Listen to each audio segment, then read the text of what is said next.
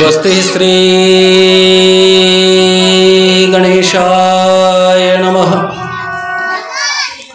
श्री सरस्वते नमः। श्री गुरुचरण कमलेभ्यो नमः। कि वक्रतुंड महाकाय सूर्यकोटि समप्रभ निर्विघ्नं कुरु मे देव सर्वकार्येषु सर्वदा।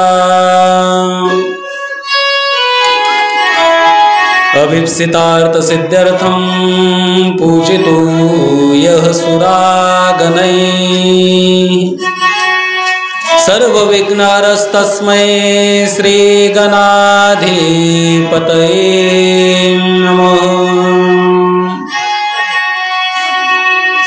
कि नमो रुद्राय देवाय मदनान्तकराय च स्तुत्याय भूरिभासाय महादेवाय ते नमः। कि गंगा तरंगरमणीय जटाकलापं गौरी निरंतर विभूषित वामभागं नारायण प्रियमनंगमदापहारं वाराणसीं पुरपतिं भज विश्वनाथं। कि सौराष्ट्रे सोमनाथं च श्रीशैल्यं मल्लिकार्जुनम् उज्जयन्यां महाकालम् ओंकारममलेश्वरम्।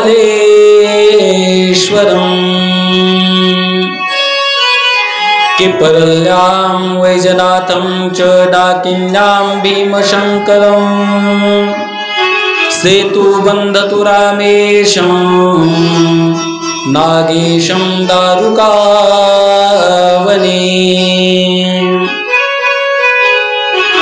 कि वाराणस्यां तु विश्वेशं त्र्यम्बकं गौतमी तटे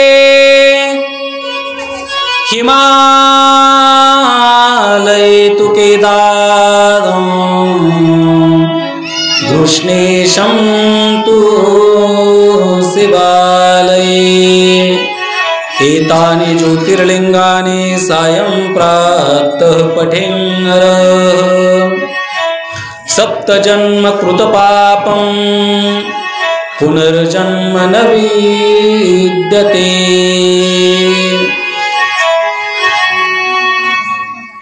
देवदेव महादेव कपदे शंकरः प्रभु त्वदेव लोकनाथेन पालितं जगतः प्रभु।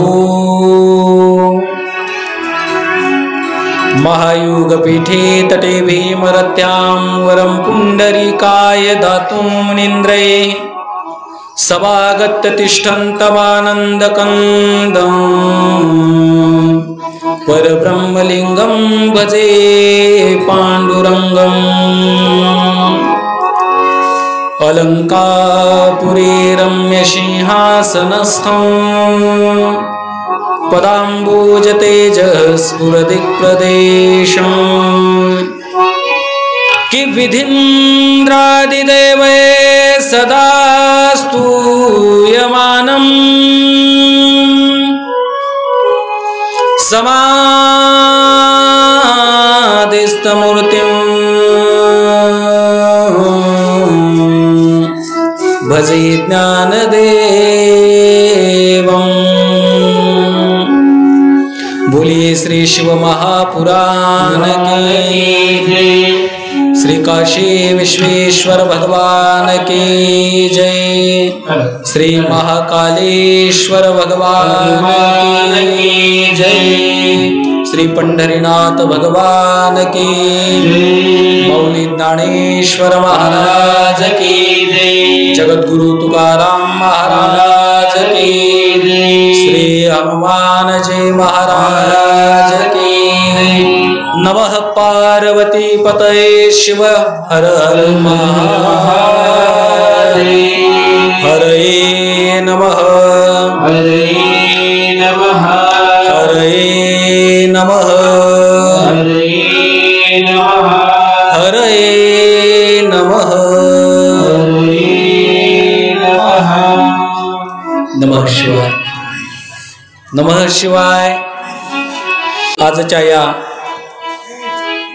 चतुर्थ दिवसाच्या कथारूपी भागीरथीमध्ये प्रवेश करत असताना म्हणजे चौथ्या दिवसाच्या कथारूपी गंगेमध्ये प्रवेश करत असताना आपल्या मन तथा वाणीला त्या भगवंताच्या कथा श्रवणाचा अधिकार प्राप्त व्हावा यासाठी सर्वांनी प्रेमपूर्वक दोन्ही हातांनी टाळी वाजून मुखाने त्या भगवंताचं नाम संकीर्तन गायचं आहे। हरे हरे मेरो शंकर है भोला भंडारी उनकी लाडली है गिरिजा कुमारी मेरो शंकर है भोला भंडारी उनकी लाडली है गिरिजा कुमारी।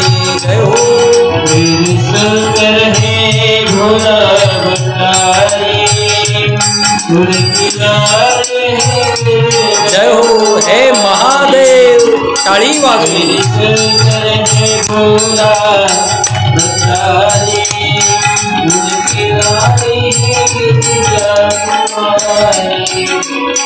मेरो शंकर है भोला भंडारी उनकी लाडली है गिरिजा कुमारी मेरो शंकर है भोला भंडारी उनकी लाडली है गिरिजा कुमारी।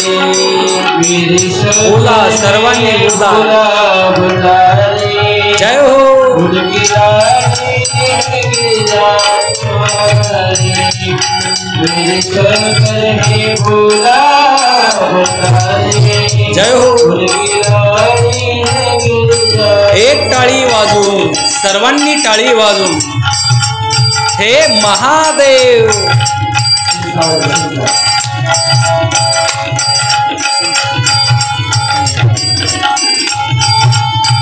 जय हो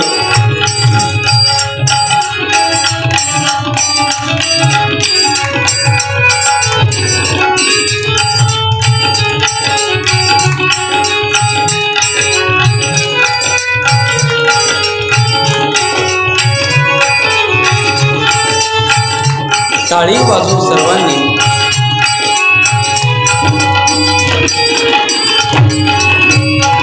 उनकी लाडली है गिरिजा कुमारी उनकी लाडली है गिरिजा कुमारी उनकी लाडली है गिरिजा कुमारी उनकी लाडली है गिरिजा कुमारी मेरो भोला है शंकर भंडारी मेरा शंकर है भोला भंडारी उनकी लाडली है गिरिजा कुमारी मेरे शंकर है भोला भंडारी जय हो उनकी लाडली है गिरिजा कुमारी। टाळी वाजून सर्वांनी हे महादेव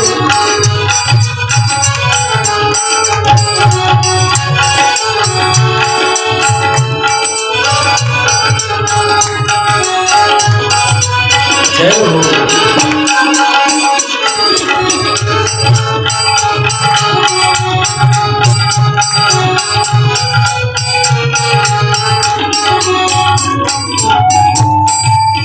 हे महादेव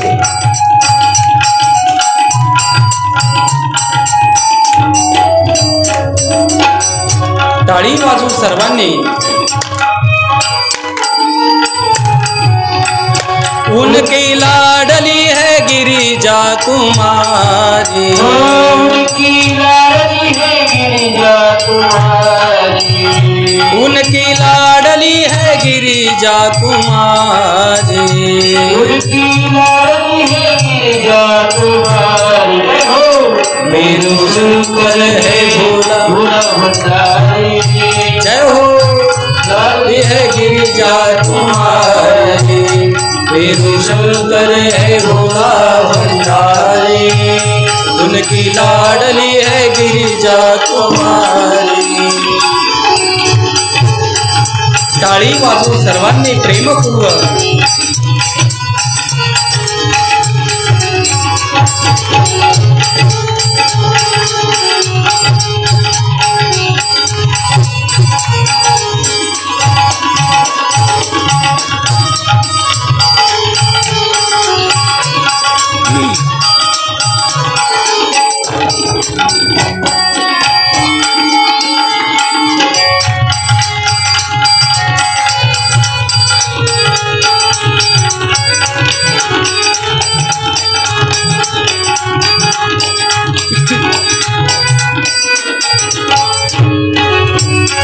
उनकी लाडली है गिरिजा तुम्हारी। उनकी लाडली है गिरिजा कुमारी। उनकी लाडली गिरिजा तुम्हारी। उनकी लाडली है गिरिजा कुमारी। मेरे शंकर है भोला, मेरे शंकर है भोला भंडारी। उनकी लाडली गिरिजा तुम्हारी। मेरे शंकर है भोला भंडारी। उनकी लाडली गिरिजा तुम्हारी। मेरो शंकर है भोला भंडारी। उनकी लाडली है गिरिजा कुमारी। मेरो शंकर है भोला भंडारी। उनकी लाडली है गिरिजा कुमारी। मेरो शंकर है भोला भंडारी। उनकी लाडली है गिरिजा कुमारी। मेरे शंकर है भोला भंडारी। उनकी लाडली गिरिजा तुम्हारी। उनकी लाडली है गिरिजा कुमारी। नमः पार्वती परमेश्वर हर हर महादेव। मेरो शंकर है भोला भंडारी। उनकी लाडली है गिरिजा कुमारी। मेरो शंकर है भोला भंडारी। उनकी लाडली है गिरिजा कुमारी। नमः शिवाय, नमः शिवाय। देखो आज करंट नहीं आ रहा है, आवाज जोरात येत नाहीये आज। कशी येईल महाराज, एकादशी आहे असंच ना। नमः शिवाय। भगवत कथा रस रसिक श्रद्धालू श्रोत्यांनो तथा श्रद्धामयी मातांनो, सर्वांच्या हृदयामध्ये विराजित असणाऱ्या माझ्या श्री गौरी शंकरांच्या चरणारविंदावरती साष्टांग प्रणिपात करून आजच्या या चतुर्थ दिवसाच्या कथारूपी भागीरथीमध्ये प्रवेश करत असताना कालपर्यंत आम्ही कथाभाग श्रवण केला। शौनकादी ऋषींनी सूत महाराजांच्या समक्ष अनेक प्रश्न विचारले। तदंतर्गत श्री शिव महापुराणजींच्या प्रथम संहितेला प्रारंभ करत असताना, विद्येश्वर संहितेला प्रारंभ करत असताना श्री व्यास भगवंतांनी मंगलाचरण केलं। त्या मंगलाचरणाचं आपण चिंतन केलं। त्यानंतर शौनकादी ऋषींनी सूत महाराजांना लिंग संभवाच्या संदर्भाने प्रश्न विचारला। हे महाराज, या लिंग भगवंताचे रूपामध्ये भगवान महादेव का प्रकट झाले, तेही प्रश्न विचारलेला होता। त्याही कथेचं चिंतन आपण काल केलेलं आहे। आता आणखीन दुसऱ्या वेगवेगळ्या कथा शौनकादी ऋषींनी अनेक प्रश्न विचारली आणि त्या सर्व प्रश्नांची उत्तरं श्री सूत महाराजांनी त्या शौनकादी ऋषींच्या समक्ष सांगितलेली आहेत। माईबाप, नमः शिवाय। देखो सभी लोग नहीं बोल रहे हैं। जर नाही म्हटलात ना तुम्हाला तर माझी शपथ आहे बघा। तुम्हाला वाटते का मी मरून जावं म्हणून? जर मी मरून गेलो तर भूत होऊन मागे लागेल आणि सर्वांना म्हणे नमः शिवाय म्हण, नमः शिवाय म्हण. जिवंत असताना एवढं म्हणायला लावतोय. काटेजवळ गा, नाहीतर केदारपूर मधून निलंग्याला निघालात वाटतच थांबेन, म्हणेन नमः शिवाय म्हण, नमः शिवाय. आज एकादशी है ना, इसकी वजह से ज्यादा करंट नहीं आ रहा है. कछु लोगों का आज उपवास है. एकादशी, महाशिवरात्री, मासिक महाशिवरात्री. ऐका ना माई बाप, तसं मनुष्य जन्माला आलोय म्हटल्यानंतर काही ना काहीतरी नियम असावाच. बिना नियमाचं जर अन्न खात असेल तर ते पशुसारखं जीवन आहे. मग एकादशी असेल, मासिक शिवरात्री असेल, उपवास नक्की असावा. सर्गादि पंचकृत्यश्च लक्षणं ब्रूहिनु प्रभू. जेव्हा प्रश्न विचारला, हे महाराज तुम्ही या जगाची निर्मिती करत असताना, हे भगवान भोलेनाथ तुम्ही या सृष्टीची निर्मिती करत असताना 5 लक्षणं विचारली. शिव महापुराणामध्ये 5 लक्षणांचा विचार केलेला आहे, 5 गोष्टीचा. आणि भागवतामध्ये 10 गोष्टींचा विचार केलेला आहे, ज्याला सर्ग, विसर्ग, स्थान, पोषण, ऊती, मन्वंतर, ईशाणू कथा, निरोध, मुक्ती आणि आश्रय या 10 तत्वांचा विचार भागवतामध्ये केलेला आहे. पण श्री शिव महापुराणजीमध्ये 5 तत्वाचा, कारण हा पंचानन आहे, पंचमुख आहे, म्हणून 5 तत्वांचा विचार करत असताना ती 5 तत्व कोणती आहेत त्याचं चिंतन या ठिकाणी श्री सूत महाराज शौनक आदी ऋषींना सांगतात. हे ब्रह्मदेवांनी विचारलं, हे भोलेनाथा, हे भगवान महादेवा, सांगा ना, तुम्ही ही सृष्टी निर्माण करत असताना सृष्टी उत्पत्तीच्या कार्याला पहिलं लक्षण म्हटलेलं आहे, त्याला सर्ग असं म्हणतात. सर्ग संसार संरंभस्तत्प्रतिष्ठा स्थितिर्मता संहारो मर्दनं तस्य तिरुभावस्तदुत्क्रम. हे भोलेनाथ, तुम्ही या जगताची निर्मिती कशा पद्धतीने करता तीही कथा आम्हाला सांगा. उत्पत्ती करणं त्याला सर्ग असं म्हणतात. सर्ग संसार संरंभस तत्प्रतिष्ठा स्थितिर्मता. दुसरं लक्षण आहे, त्याला स्थिती असं म्हणतात. जे उत्पन्न केलेलं हे जग आहे, जे निर्माण केलेलं हे ब्रह्मांड आहे, त्या ब्रह्मांडाचं प्रतिपालन करणं, त्याचं संगोपन करणं याला स्थिती असं म्हणतात.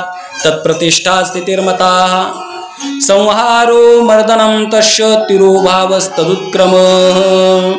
या संसाराचा लय करणं, नाहीतरी माझा महादेव कशाची देवता आहे, या सृष्टीचा जेव्हा विलय करायचा असतो ना, तेव्हा स्वतःमध्ये, स्वतःच्या स्वरूपामध्ये या संपूर्ण ब्रह्मांडाला सामावून घेणारी देवता म्हणजे महाकाल आहेत. संपूर्ण काळाचे ते काळ आहेत, म्हणून त्यांना महाकाल असं म्हणतात. मग विलय ज्याला म्हणतात ना, तत्प्रतिष्ठा स्थितिर्मता संहारो मर्दनं तस्य. तिसरा तत्व, तिसरं लक्षण त्याला संहार असं म्हटलेलं आहे. पहिलं सर्ग, दुसरं प्रतिष्ठापन, त्याला स्थिती असं म्हणतात. सर्ग संसार संरंभस तत्प्रतिष्ठा स्थितिर्मता संहारो मर्दनं तस्य तिरोभावस्तदुत्क्रम. आणि तिरोभाव म्हणजे जे कर्मबीज आहे ना, सृष्टी लय झाल्यानंतर त्या कर्मभावाचं, आपल्या कर्मबीजाचं, झाडाचं बीज, झाड संपलं पण बीज रूपाने ते जर राहिलेलं असेल तर पूर्ण झाड संपलं असं म्हणता येत नाही. कळतंय का? पहा, झाड एखादं मोडून पडलेलं असेल पण बीजाच्या रूपाने जर ते राहिलेलं असेल तर पूर्ण संपलं असं नाही.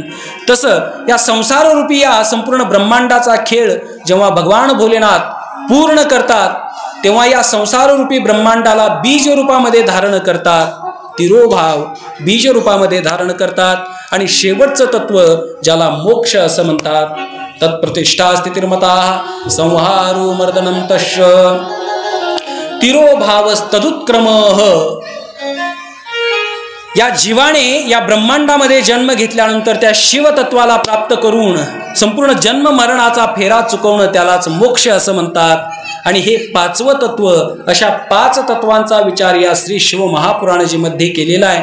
आता या ठिकाणी भगवान ब्रह्मदेव आणि भगवान विष्णूंनी माझ्या महादेवाला प्रश्न विचारला, हे देवा, काल तुम्ही लिंग रूपामध्ये प्रकट झालात ती कथा आम्ही ऐकली, पण आता आम्हाला सांगा लिंगाचे प्रकार किती आहेत. नेमकं कोणत्या लिंगाचं पूजन केल्यानंतर काय फळ मिळणार आहे हे प्रभू तेही आम्हाला सांगा. सर्व लिंगामध्ये सर्वश्रेष्ठ लिंग कोणतं आहे तेही आम्हाला सांगा. कोणत्या लिंगाचं पूजन करण्यासाठी कोणाचा अधिकार कशामध्ये आहे तेही आम्हाला सांगा. असं म्हटल्यानंतर या ठिकाणी श्री सूत महाराज शौनकादी ऋषींना सांगतात, हे शौनकादी ऋषींनो, तसं लिंगाची गणना करायची म्हटली, लिंगाचा मोजमाप करायचा, लिंगाचे प्रकार मोजायचे म्हटले तर आयुष्य संपूर्ण जातील. एखाद्याने हजारो जन्म जरी घेतले तरी माझ्या महादेवाच्या लिंग स्वरूपाचा मोजमाप करणं शक्य नाहीये. पण तरीही शास्त्रदृष्ट्या प्रमाणित ज्याला म्हटलेलं आहे ती 5 प्रकारची लिंग आहेत असं सूत महाराज सांगतात. मग ती 5 प्रकारची लिंग कोणकोणती आहेत त्याचं चिंतन करत असताना म्हणतात की स्वयंभू प्रथमं लिंगम बिंदुलिंगम द्वितीयकम प्रतिष्ठितं चरं चैव गुरुलिंगम तु पंचमं. 5 प्रकारची लिंग आहेत. त्यामध्ये पहिल्या प्रकारचं लिंग त्याला स्वयंभू लिंग असं म्हणतात. स्वयंभू प्रथमं लिंगम बिंदुलिंगम द्वितीयकम. दुसरं लिंग आहे, लिंगाचा प्रकार त्याला बिंदुलिंग असं म्हणतात. स्वयंभू प्रथमं लिंगम बिंदुलिंगम द्वितीयकम. तिसरं लिंग कोणतं आहे सूत महाराज सांगतात, तिसरं लिंग आहे त्याला प्रतिष्ठित लिंग असं म्हणतात. स्वयंभू प्रथमं लिंगम बिंदुलिंगम द्वितीयकम प्रतिष्ठितं चरं चैव. चौथं जे लिंग आहे त्याला चरलिंग असं म्हणतात. आणि 5वं लिंग आहे, 5व्या लिंगाचा प्रकार त्याला गुरुलिंग असं म्हणतात. गुरुलिंगम तु पंचमम. 5वं लिंग त्याला गुरुलिंग असं म्हणतात. मग सांगा महाराज, तुम्ही आम्हाला एवढं संक्षेपाने नका सांगू, विस्ताराने सांगा स्वयंभूलिंग म्हणजे काय, त्याची उत्पत्ती कशा पद्धतीने होते. असं म्हटल्यानंतर सूत महाराज सांगतात, हे शौनकादी ऋषींनो, की स्थावरांकुरवत भूमी मुद्भिद्य व्यक्त एव स्वयं भूतं जातमिति स्वयंभूरिति तं विदु. हे शौनकादी ऋषींनो, जसं जमिनीमधून या भूमीमधून गवत आपोआप उगवतं. गवत कसं उगवतं? कोणी पेरतं का त्याला? शेतामध्ये गवताचं बी आणून कोणी पेरतं? कोणी नाही पेरत. ते आपोआप जमिनीला चिरून, जमिनीला फाडून ते जमिनीमधून उगवत असतं. स्थावरांकुरवत भूमी मुद्भिद्य व्यक्त एव सः. त्याला कोणी लावत नाही, त्याला कोणी पेरत नाही किंवा त्याचं बीज कोणी टाकत नाही, पण ते स्वतःहून जसं प्रकट होतं ना, त्याच पद्धतीने सूत महाराज सांगतात, जे लिंग स्वतःहून प्रकट झालेलं आहे त्याला स्वयंभू लिंग असं म्हणतात. ज्या लिंगाला कोणी प्रकट केलेलं नाहीये, कोणी त्याला बनवलेलं नाहीये, ते लिंग कोणी बनवलेलं नाहीये, स्वतःहून जे प्रकट झालेलं लिंग आहे त्याला स्वयंभू लिंग असं म्हणतात. स्थावरांकुरवत भूमी मुद्भिद्य व्यक्त एव सः स्वयंभूतं जातमिति स्वयंभूरिति तं विदु. आता बऱ्याच ठिकाणची लिंग आहेत पहा. आम्हाला तर त्या कथेच्या माध्यमातून भगवान भोलेनाथ ऐसी जगह पर ले जाते हैं जहाँ पर जाना शायद इस शरीर से संभव नहीं था, लेकिन उनकी ही कृपा है. त्यांच्याच कृपेने अशा ठिकाणी जायचं महाराज. दर्शनाचा योग येतो अशा प्रभूंच्या ठिकाणचा, जे स्वतःहून भगवंत प्रकट झालेले आहेत त्याला स्वयंभूलिंग असं म्हणतात. मग अशा स्वयंभूलिंगाचं पूजन केल्यानंतर काय फळ मिळतं? सूत महाराज सांगतात, तल्लिंगम पूजयाम नित्यं तल्लिंगम पूजयाम ज्ञानम स्वयमेव प्रवर्धते. त्या लिंगाचं पूजन केलं असताना ऐका, एखादं लेकरू अभ्यासामध्ये सांगितलेलं लवकर कॅच करत नाही, ग्रहण क्षमता अतिशय कमी असते, बुद्धीचा जो IQ लेवल आहे तो थोडासा कमी असतो. मग असे जे कमजोर लेकरं आहेत आणि असे जे आगाऊ लेकरं आहेत, काही करे किसको बतावे बताओ. नमः शिवाय.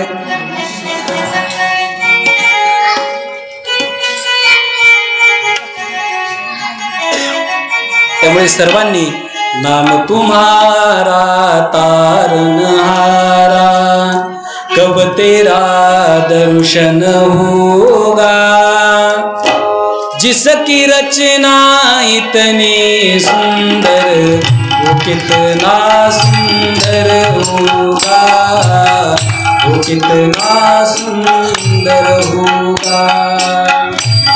तुम्हारा तारनहारा, कब तेरा दर्शन होगा, जिसकी रचना उतनी सुंदर होगी तेरा सुंदर. हे महादेव जय हो. ऐका ना माई बाप, ज्या माझ्या महादेवांनी हे जग एवढं सुंदर केलेलं आहे. किती सुंदर जग आहे माई बाप. पहा, डोंगर, नदी, नाले, पशु पक्षी, मोराचे पंख पाहिले की त्याची सुंदरता मनाला आकर्षून घेते. फुलाची सुंदरता पाहिली की मन जसं आकर्षित होतं. मग हे जग एवढं सुंदर आहे, तर या जगाला निर्माण करणारा माझा महादेव किती सुंदर असेल. सर्वांनी प्रेमपूर्वक नाम तुम्हारा तारनहारा, कब तेरा दर्शन होगा, जिसकी रचना इतनी सुंदर कितना सुंदर होगा, कितना सुंदर होगा. तुम्हारा जय हो. कब तेरा दर्शन होगा, जिसकी प्रतिमा इतनी सुंदर होगी, कितना सुंदर होगा, कितना सुंदर. प्रेम से ताली बजाते हुए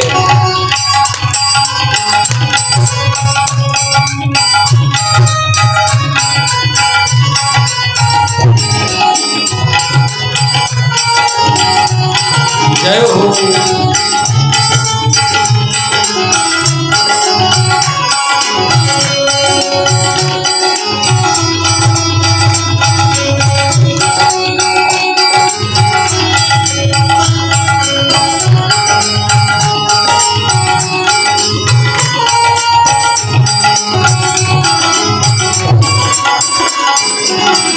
दीन दयाल दया के सागर, जग में नाम तुम्हारा है. दीन दयाल के सागर, जय हो. जग में नाम तुम्हारा है. दीन दयाल दया के सागर, जग में नाम तुम्हारा है. दीन दयाल के सागर, जग में नाम तुम्हारा है.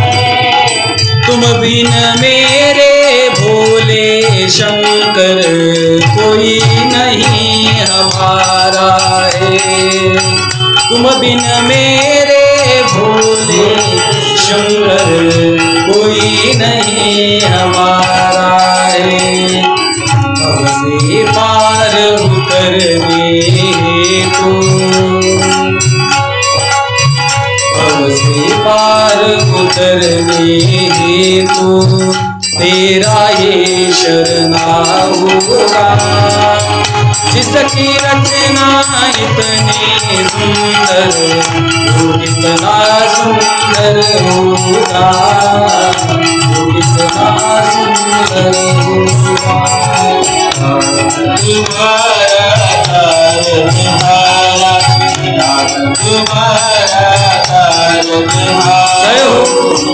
तेरा दर्शन होगा, जिसकी रचना हे महादेव कितना सुंदर होगा, कितना सुंदर होगा, कितना सुंदर.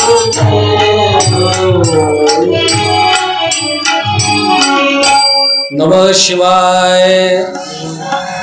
ज्यांनी हे सुंदर असं जग निर्माण केलं तो माझा महादेव किती सुंदर असेल मायबाप, किती सुंदर असेल, विचार करा ना. ज्यांच्या नुसत्या एका अंशाची सुंदरता घेऊन हे जग सुंदर झालेलं आहे, पूर्ण सुंदरता घेतलेली नाही बरं का, त्यांच्या सुंदरतेचा थोडासा भाग घेतलेला आहे तर हे जग एवढं सुंदर झालेलं आहे. किती सुंदर आहे सांगूच का. एक माझ्या महादेवाचा भक्त अशा गल्लीमधून चाललेला होता, जी गल्ली नाचणं गाणं करणाऱ्या बायांची जी गल्ली होती ना, नाचणं गाणं करणाऱ्या ज्या स्त्रिया असतात त्या स्त्रियांच्या गल्लीमधून एक शिवभक्त चाललेला होता. तो शिवभक्त त्या गल्लीमधून जात असताना ती नाचणारी गाणारी जी स्त्री, जिला देह व्यापार करणारी म्हणा, सामान्य गावरान भाषेमध्ये जिला वेश्या असं म्हणा, ती नाचणारी स्त्री, अतिशय सर्वांग सुंदरा ती स्त्री नाचत असताना देहभान विसरून तिथं नाचते आहे. आणि तो शिवभक्त जाता जाता त्याची नजर त्या स्त्रीवरती पडली. तो शिवभक्त त्या स्त्रीकडे एकटक नजरेने पाहू लागला. तिच्या दारासमोर थांबून रस्त्याने जाता जाता दारावरती थांबलेला आहे. आतमध्ये तिच्या वाड्यामध्ये ती नाचतेय आणि तिचं ते नाचणं त्या शिवभक्ताने पाहिलं आणि एकटक नजरेने 5 मिनिटं झाली, 10 मिनिटं झाली, 15 मिनिटं, अर्धा तास झाला, एका जाग्यावरती थांबून तो तिचं नाचणं पाहतोय. त्या स्त्रीला वाटलं बहुतेक हा साधू माझ्या रूपावरती भाळलेला आहे, माझ्यावरती आसक्त झालेला आहे. पण ह्या साधूचं वाटोळं होऊ नये म्हणून त्या स्त्रीने त्या साधूला उद्देशून गाण्यामध्ये म्हटलं, जो हुस्न पर होते है सहदा उनका सर कलम देखते है. ती स्त्री म्हणाली, हे साधू, हे महात्म्या, जे परस्त्रीच्या सुंदरतेवरती मोहित होतात ना, त्यांना यमदूत नरकामध्ये नेऊन दंडित करतात, शिक्षा देतात. हे वाक्य ऐकल्यानंतर तो साधू गालामध्ये हसला आणि साधू गालामध्ये हसून त्या स्त्रीला म्हटला, हे देवी, कौन है तेरे हुस्न पर सहदा, तुझ्या सुंदरतेवर कोण मोहित आहे. मी तर तुझी सुंदरता पाहून हा विचार करतोय, जर तू एवढी सुंदर आहेस तर तुला बनवणारा माझा महादेव किती सुंदर असेल याचा विचार मी करतोय. ही संताची नजर असते मायबाप, ही साधूची नजर असते.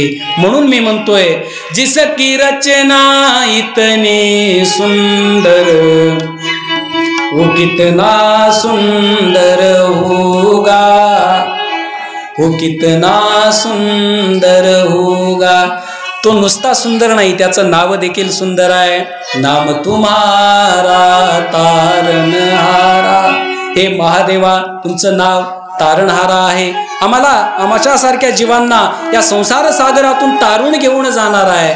नाम तुम्हारा तारणहारा, कब तेरा दर्शन होगा, जिसकी रचना इतनी सुंदर वो कितना सुंदर होगा, वो कितना सुंदर होगा. सुर नर मुनि जन जिन चरणों में निशिदिन ध्यान लगाते हैं. ज्या माझ्या महादेवाच्या चरणाचं ध्यान मोठमोठे ऋषी लावतात, मुनी लावतात, संत लावतात, महात्मे लावतात. सुर नर मुनि जन जिन चरणों में निशिदिन ध्यान लगाते हैं, जो भी तुम्हारे दर पे आवे मनवांछित फल पाते हैं. या जगात प्रत्येकाच्या मनासारखं फळ देणारा एकच देव आहे, तो म्हणजे माझा महादेव आहे. मनासारखं काही मागा, काही मागाव, संसारातलं मागा, संसारातलं सोडून द्या. एकानं त्याची बायकोच मागितली, मागितली की नाही, मागितली ना. कोणाची? साक्षात माझ्या त्या भोल्या शंकराची बायकोच.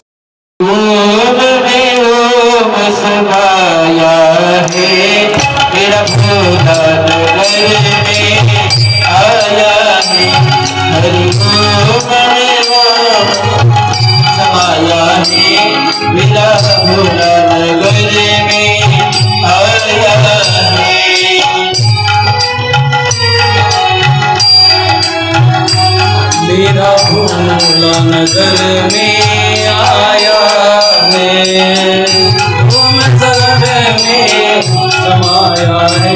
मेरा भोला नगर में आया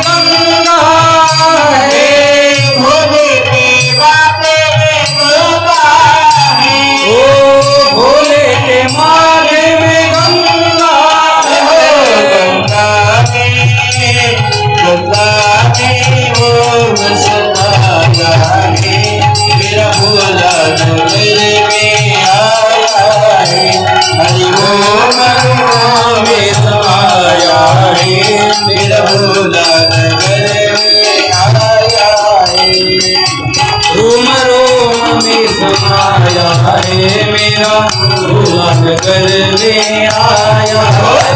हर रोम रोम में समाया है मेरा भोला नगर में आया है। मेरे भोले के हाथों में डमरू है, मेरे भोले के हाथों में डमरू है, मेरे भोले के हाथों में डमरू है। मेरे भोले के हाथों में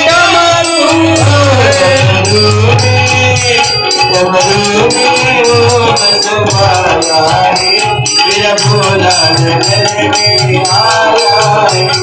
रोम रोम में समाया है मेरा भोला नगर में आया है।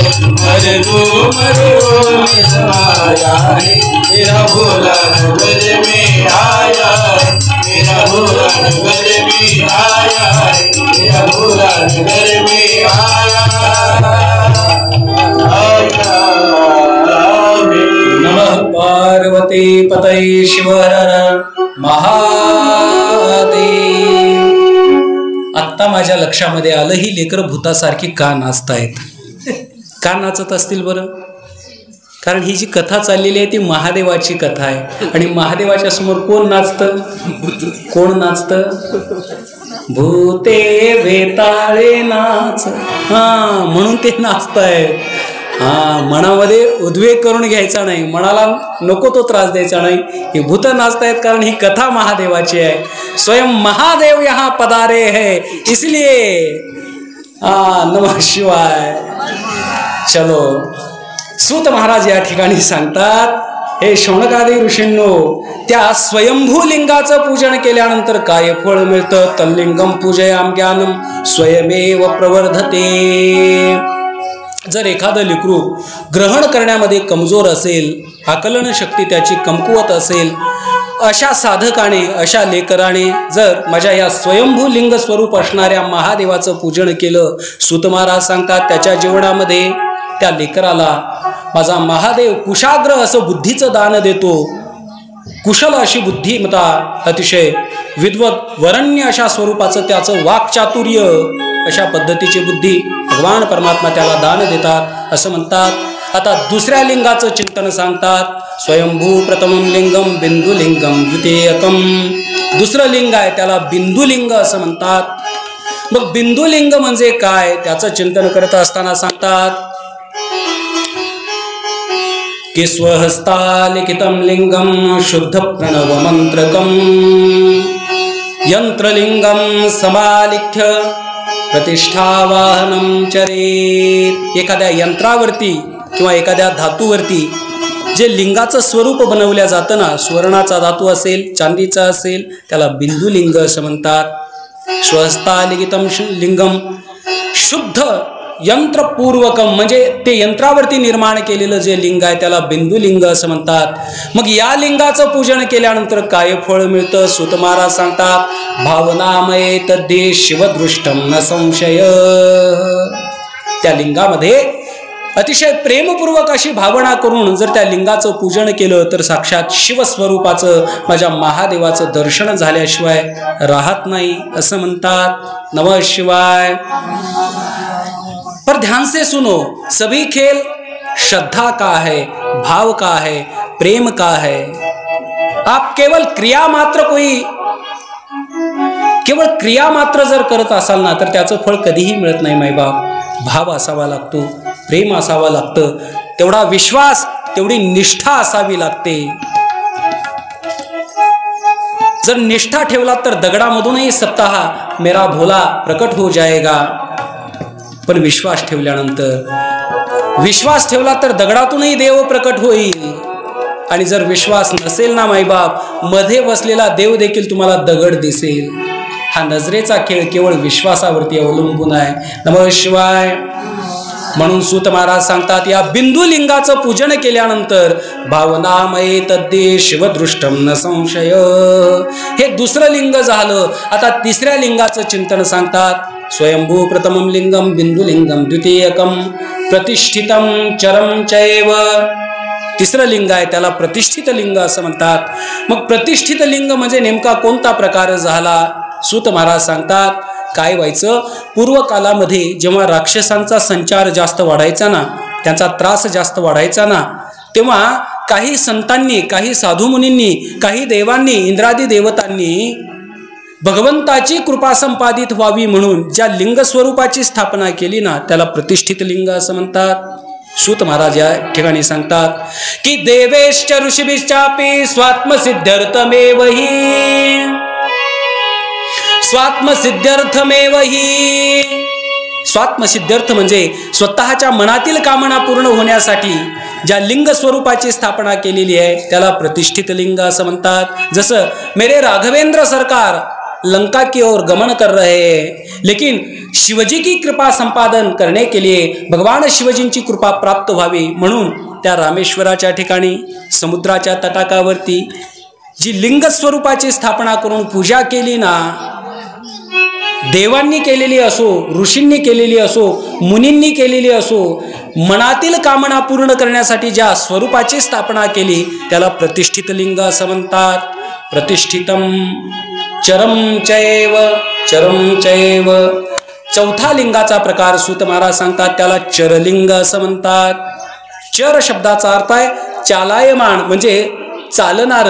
आता हे कोणतं लिंग, तर सूत महाराज सांगतात स्वतः माझ्या महादेवाचं रूप पाहत असताना त्या शिवस्वरूपामधून, त्या शिवस्वरूपाचं दर्शन करत असताना माझ्या महादेवाच्या नाभीपासून खालचा जो भाग आहे, ज्याला अतल, वितल, सुतल, तलातल, महातल, रसातल, हा जे संपूर्ण ब्रह्मांड, आम्ही हा जो संपूर्ण संसार पाहतो ना, या संसाराकडे पाहत असताना केवळ दगडा मातीचा सजीव निर्जीव अशा रूपामध्ये याचं दर्शन न करता या जगताकडे पाहत असताना या पृथ्वीच्या खाली अतल, वितल, सुतल, महातल, तलातल, रसातल आदी आदी हे जे सप्त पाताळ आहेत, ते सप्त पाताळ म्हणजे माझ्या महादेवाच्या नाभीपासूनचा म्हणजे बेंबीपासूनचा खालचा भाग म्हणजे हे सप्त पाताळ आहेत. अशा रूपाने दर्शन करावं.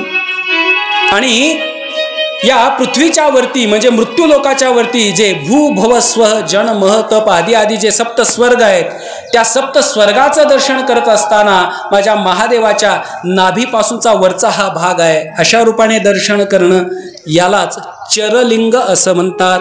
हे माझ्या महादेवाचं लिंगाचा चौथा प्रकार म्हणजे चरलिंग असं म्हणतात. नमः शिवाय, नमः शिवाय. त्याला चरलिंग असं म्हणतात. आणि शेवटचं लिंग सांगतात ते म्हणजे गुरुलिंग. गुरुलिंग म्हणजे काय, सूत महाराज सांगतात हे शौनकादी ऋषींनो, गुरु रूपाचं दर्शन करत असताना ते साक्षात गुरु म्हणजे सामान्य देहधारी नाही आहेत. त्यांच्याद्वारा मिळालेला उपदेश किंवा त्यांच्याद्वारा प्राप्त झालेली लिंग सेवा किंवा त्यांच्याद्वारा जो मिळालेला बीजमंत्र आहे ना, लक्षपूर्वक ऐका माईबाप, गुरुमुखातून मिळालेला जो बीजमंत्र आहे ना, तो बीजमंत्र म्हणजे साक्षात लिंग स्वरूप आहे आणि त्यालाच गुरुलिंग असं या ठिकाणी सूत महाराजांनी म्हटलेलं आहे. मग या पाचही लिंगाचं चिंतन करून सांगून झाल्यानंतर आता सांगतात संसारिकांनी नेमकं कोणत्या लिंगाचं पूजन कोणी करावं त्याचं चिंतन सांगितलेलं आहे. नमः शिवाय. हाँ, यह भी पता होना चाहिए ना, हम भगवान की पूजा करते हैं, उनकी आराधना करते हैं, लेकिन यही पता नहीं है कि किसको कौन से भगवान की पूजा करनी चाहिए. त्याचं चिंतन आता इथे सूत महाराज सांगतात. हे शौनकादी ऋषींनो, या लिंगामध्ये सर्वश्रेष्ठ लिंग जर कोणतं असेल, 5 लिंग सांगितली, पण या सर्व लिंगामध्ये सर्वश्रेष्ठ लिंग त्याला पार्थिव लिंग असं म्हणतात, ज्याचं चिंतन या 5 लिंगामध्ये नाहीये. हे 5 लिंग विशेषत्वाने शास्त्रामध्ये वर्णित आहेत, पण पार्थिव लिंग सर्व लिंगामध्ये सर्वश्रेष्ठ लिंग आहे असं सूत महाराज सांगतात. कशा पद्धतीने, जसं सर्व नद्या भरपूर आहेत, पण सर्व नद्यामध्ये गंगा ही सर्वश्रेष्ठ नदी आहे. सूत महाराज सांगतात की यथा नदीषु सर्वासु ज्येष्ठा श्रेष्ठा सुरापगा. सुरापगा हा शब्दाचा अर्थ आहे सूर म्हणजे देवता आणि पग म्हणजे पाय. देवाच्या पायापासून म्हणजे भगवान विष्णूंच्या जल जे निघालेलं आहे त्यापासून निर्माण झालेली जी गंगा आहे. यथा नदीषु सर्वासु ज्येष्ठा श्रेष्ठा सुरापगा तथा सर्वेषु लिंगेषु पार्थिवम श्रेष्ठमुच्यते. पार्थिवम म्हणजे त्या पद्धतीने हे शौनकादी ऋषींनो सर्व लिंगामध्ये पार्थिव लिंग हे सर्वश्रेष्ठ लिंग आहे असं म्हणतात.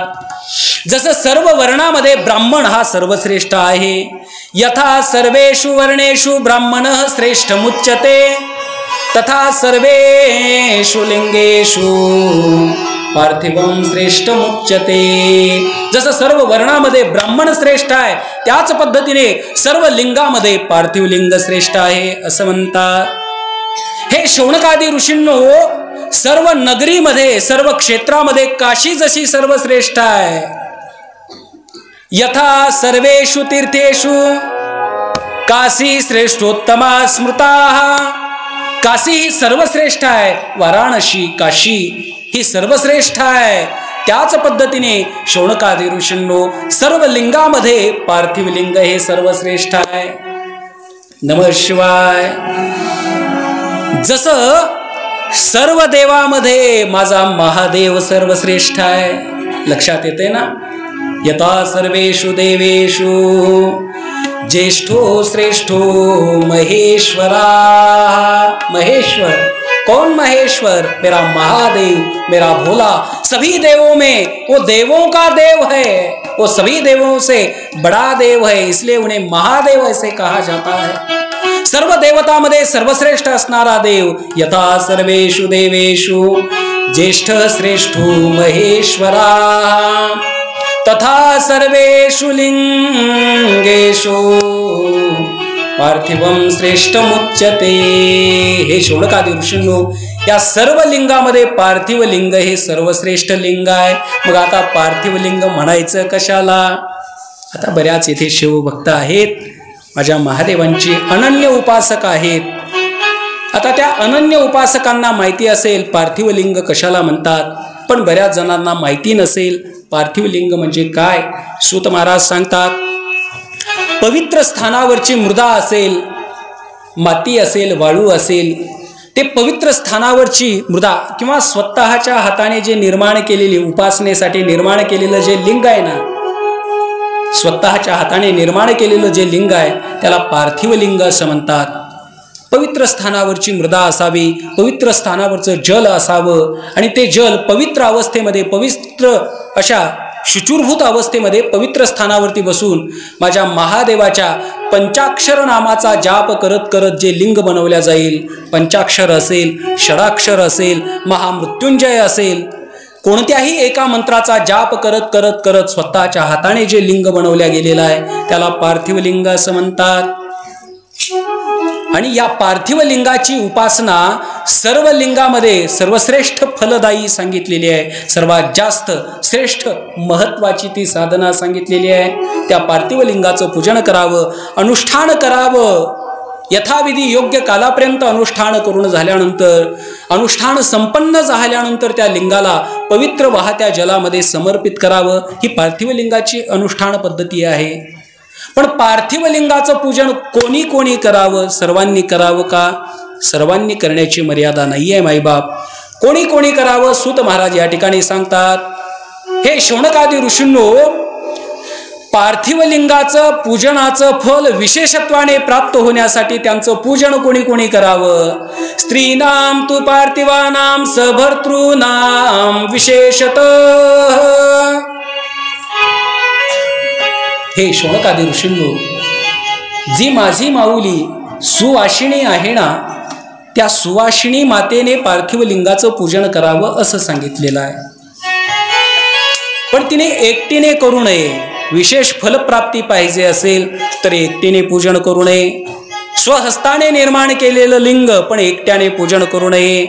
स्त्रीनाम तु पार्थिवानाम सभर्तॄणाम विशेषतः. सभर्तृनाम म्हणजे भर्ता. कोणाला म्हणतात? भर्ता. भर्ता जो भरण पोषण करणारा आहे तो भर्ता. कोण भर्ता? वांग्याचा भर्ता. नमः शिवाय. ऐसे नाही आहे. भर्ता म्हणजे पती. संस्कृतमध्ये पतीला भर्ता असं म्हणतात. सुवासिनी मातेने आपल्या पतीच्या समवेत या पार्थिव लिंगाचं जर पूजन केलं, स्त्रीनाम तु पार्थिवानाम सभर्तॄणाम विशेषतः, जी सुवासिनी माता आहे तिने करावं. पण एखादा म्हणेल महाराज, एखाद्या माऊलीचा जर दैवयोगामध्ये पती निजधाम गमन केलेला असेल, देह सोडून निघून गेलेला असेल, तर त्या माऊलीने कोणत्या लिंगाचं पूजन करावं? तिने पार्थिव लिंगाचं पूजन करू नये का? करू नये. मग त्या माऊलीने कोणत्या लिंगाचं पूजन करावं? सूत महाराज सांगतात, स्त्रीनाम तु पार्थिवानाम सभर्तॄणाम विशेषतः विधवानां प्रवृत्तानां स्फाटिकं परिकीर्तितं. एखादी माऊली तिचा जर जोडीदार सोडून गेलेला असेल तर त्या माऊलीने स्फटिक लिंगाचं पूजन करावं असं सूत महाराज सांगतात. मग स्फटिक लिंग म्हणजे काय? जो काश्मीर प्रदेशामध्ये मिळणारा जो पाषाण आहे, स्फटिकलिंग ज्याला म्हणतात, त्या स्फटिकलिंगाचं पूजन त्या विधवा मातेने करावं. विधवानां तु प्रवृत्तानां स्फाटिकं परिकीर्तितं. ठीक आहे महाराज, संसारिकांनी या लिंगाचं पूजन करावं. पण एखादा महात्मा असेल, बाबाजींसारखा साधू असेल, जो संसाराच्या बंधनामध्येच अडकलेला नाहीये, अशा साधूंनी कोणत्या लिंगाचं पूजन करावं? एकांत गमन करणारा, एकटा राहणारा महात्मा असेल, त्या महात्म्याने कोणत्या लिंगाचं पूजन करावं? सूत महाराज सांगतात, निवृत्तानां परम सूक्ष्मं लिंगमेव विशिष्यते. जे निवृत्तगामी महात्मे आहेत, संन्यासी महात्मे आहेत, त्यांनी कोणत्याही लिंगाचं पूजन मनामध्ये करावं.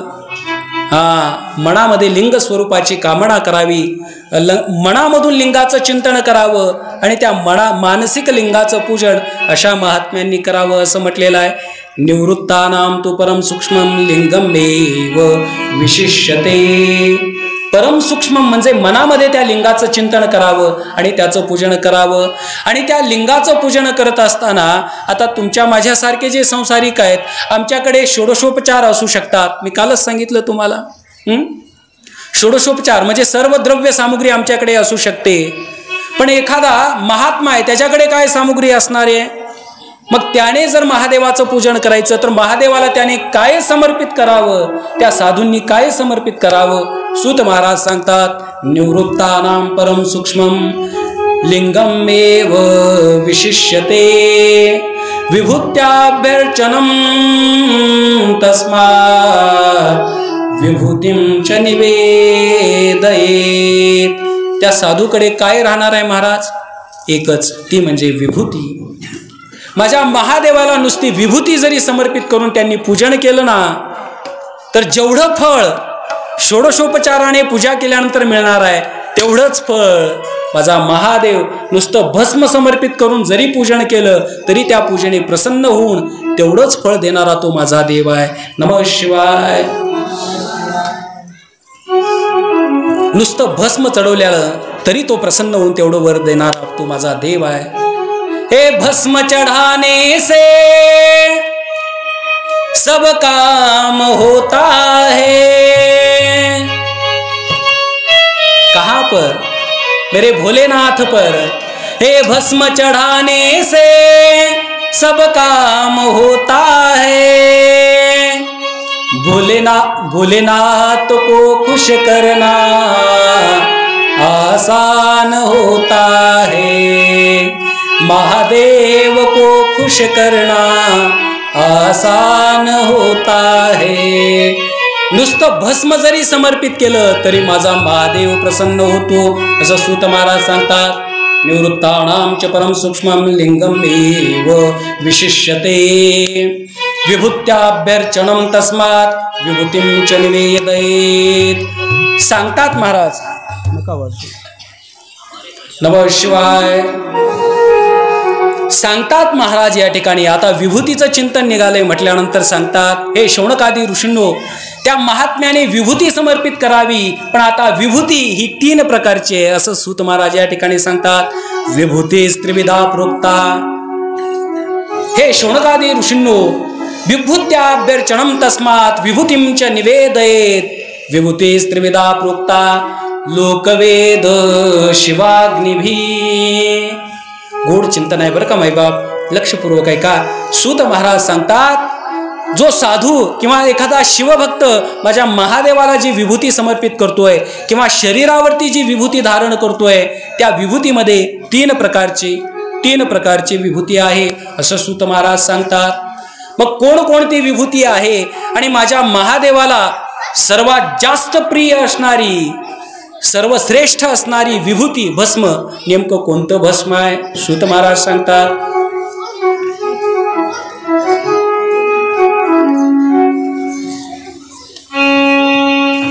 नमः शिवाय. तीन प्रकारचं भस्म या ठिकाणी सूत महाराजांनी वर्णन केलेलं आहे. आणि हे जे सर्व तुमच्या समोर चिंतन मांडतोय ना मायबाप, हे कुठलं मनाचं चिंतन नाही आहे, हे सर्वश्रेष्ठ चिंतन आहे. कारण प्रत्येक शब्दाला मी श्लोक तुमच्या समोर ठेवतोय. हे स्वतः व्यासांनी सांगितलेलं आणि तुमच्या समोर हा 24,000 श्लोकांचा ग्रंथ आहे. याच ग्रंथातले श्लोक तुमच्या समोर सांगतोय. त्यामुळे अप्रमाण बोलणं नाही आहे, चुकीचं बोलणं अजिबात नाही आहे. सूत महाराज सांगतात, तीन प्रकारचं भस्म आहे आणि त्या तीन प्रकारच्या भस्माचं चिंतन करत असताना सांगतात, विभूते त्रिविधा प्रोक्ता लोकवेद शिवाग्निवे. एक आहे लोकाग्नी भस्म, दुसरा आहे वेदाग्नी भस्म आणि तिसरं भस्म म्हणजे त्याला शिवाग्नी भस्म असं म्हणतात. तिसरं भस्म आहे शिवाग्नी भस्म असं म्हणतात. मग या तीनही प्रकारच्या भस्माचं चिंतन करत असताना सांगतात, लोकाग्नी भस्म म्हणजे काय, वेदाग्नी भस्म म्हणजे काय आणि शिवाग्नी भस्म म्हणजे ते नेमकं कोणतं भस्म आहे. आणि याच्यामध्ये माझ्या महादेवाला सर्वात प्रिय असणारं, आवडतं असणारं भस्म कोणतं आहे त्याचं चिंतन सांगतात. नमः शिवाय. पहिलं भस्म ज्याला लोकाग्नी भस्म असं म्हणतात. लोकाग्नी भस्म म्हणजे पूर्व कालामध्ये, पूर्वीच्या काळी माता मौल्या घरी चूल पेटवायच्या.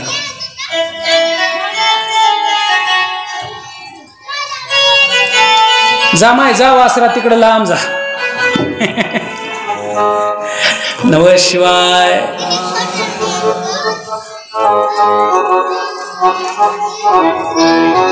जय हो बहुत बढ़िया. शिव बोलो प्यारे भाई, शंकर बोलो. शिव बोलो प्यारे भाई, शंकर बोलो. शिव बोलो प्यारे भाई, शंकर बोलो. शंकर बोलो. शिव बोलो प्यारे भाई, शंकर बोलो. शिव बोलो प्यारे भाई शंकर बोलो. शिव बोलो प्यारे भाई शंकर बोलो. शिव बोलो प्यारे भाई. जय हो. शिव बोलो प्यारे भाई, शंकर बोलो. जय हो. शिव बोलो प्यारे भाई, शंकर बोलो. शंकर बोलो. शिव बोलो प्यारे भाई, शंकर बोलो. शिव बोलो प्यारे भाई, शंकर बोलो. शिव बोलो प्यारे भाई शंकर बोलो. प्यारे भाई, जय हो. शिव बोलो प्यारे भाई, शंकर बोलो. शिव बोलो प्यारे भाई, शंकर बोलो. शिव बोलो प्यारे भाई, शंकर बोलो. शिव बोलो शंभु बोलो शंकर बोलो. शिव बोलो शंभु बोलो शंकर बोलो. शिव बोलो शंकर बोलो शंकर बोलो.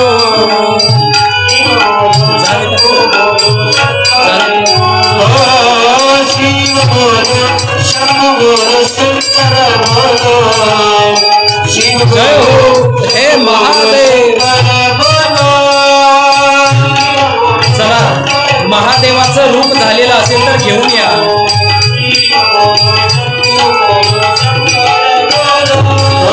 शिव बोलो प्यारे भाई, शंकर बोलो. जय हो. शिव बोलो प्यारे भाई, शंकर बोलो. शंकर बोलो भाई शंकर बोलो.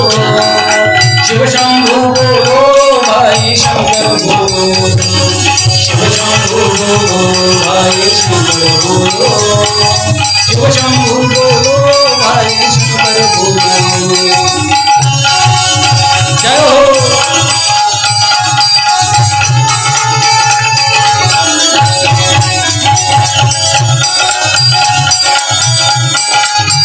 हे महादेव.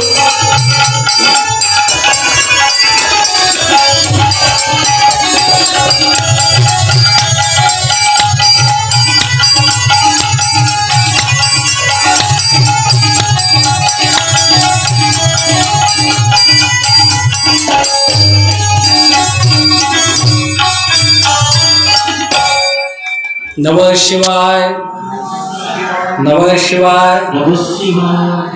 ऐकायचंय ना भस्माचं चिंतन? सर्वांना म्हणावं लागेल नमः शिवाय. पीछे वाली मैया अभी बोलो नमः शिवाय. काहे आप रूस कर बैठी हो क्या? आप गुस्सा हो हम पर? क्यों नहीं बोल रही हो? सभी लोग बोलिएगा नमः शिवाय. नमः शिवाय. या ठिकाणी सूत महाराज चिंतन सांगतात. विभूती त्रिविधा प्रोक्ता लोकवेद शिवाग्निभी. एक आहे लोकाग्नी. अतिशय गोड चिंतन आहे माय बाप. चला विक्षेपाचं चिंतन सोडून द्या. विक्षेप होतोय मध्ये मध्ये, सोडून द्या. चला व्यासपीठाकडे तुमचं लक्ष असू द्या. एक आहे लोकाग्नी भस्म. लोकाग्नी भस्म म्हणजे काय? सूत महाराज सांगतात, पूर्व कालामध्ये माता माऊल्या घरी चूल पेटवायच्या आणि त्या चुलीमध्ये सरपण लाकडं जाळल्या जायची. त्या लाकडाच्या द्वारा जी निर्माण होणारी राख आहे, भस्म शब्दाचा अर्थच आहे राख. जी निर्माण होणारी राख आहे ना, त्याला लोकाग्नी भस्म असं म्हणतात. आणि भस्माचं कामच आहे शुद्ध करणं. शुद्ध करणं भस्माचं सर्वात श्रेष्ठ कार्य आहे, शुद्ध करणं. आता ते जे लोकाग्नी भस्म आहे ना, तेही शुद्ध करतं. नमः शिवाय.